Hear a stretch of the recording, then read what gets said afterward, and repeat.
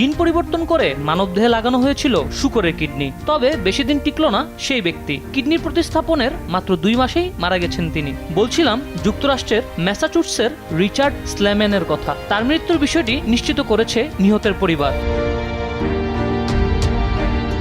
12 মে এক প্রতিবেদনে যুক্তরাষ্ট্রভিত্তিক সংবাদ সংস্থা এপি জানায়, গত মার্চে ম্যাসাচুসেটসের জেনারেল হাসপাতালে 62 বছর বয়সী রিচার্ড রিক স্লেম্যানের শরীরে শূকরের কিডনি প্রতিস্থাপন করা হয়। 4 ঘন্টার অস্ত্রোপচারের মাধ্যমে তার দেহে শূকরের কিডনি প্রতিস্থাপন করেছিলেন একদল চিকিৎসক। এরপর 2 সপ্তাহ হাসপাতালে থাকার পর তিনি বাড়িতে ফিরেছিলেন। চিকিৎসকদের ধারণা ছিল শূকরের কিডনি দিয়ে অন্তত 2 বছর বাঁচাতে পারবেন রিচার্ডকে। তবে সব ধারণাকে ভুল প্রমাণ করে মারা গেলেন ব্যক্তিটি।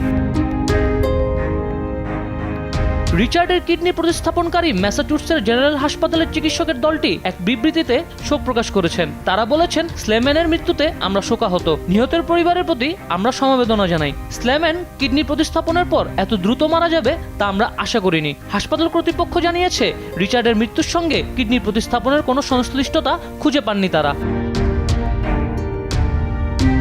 রিচার্ডের কিডনির সমস্যা বহুদিনের। 2018 সালে প্রথম রিচার্ডের কিডনি প্রতিস্থাপন করা হয়, কিন্তু মাত্র 5 বছর পর সেটি বিকল হওয়া শুরু করে। এরপর থেকে নিয়মিতভাবে ডায়ালিসিস করা হতো তার।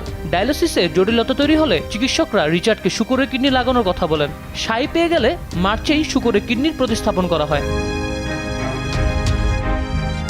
শূকরের কিডনি মানুষের শরীরে প্রতিস্থাপন নতুন নয়, জিন পরিবর্তন করে লাগানো হতো কিডনি। তবে রিচার্ডের আগে যাদের শূকরের কিডনি লাগানো হয়েছিল সবাই ছিল ক্লিনিক্যালি ডেড, আর রিচার্ড ছিলেন প্রথম জীবিত ব্যক্তি যার শরীরে শূকরের কিডনি প্রতিস্থাপন করা হয়। তবে কেউই 2 মাসের বেশি বাঁচতে পারেননি।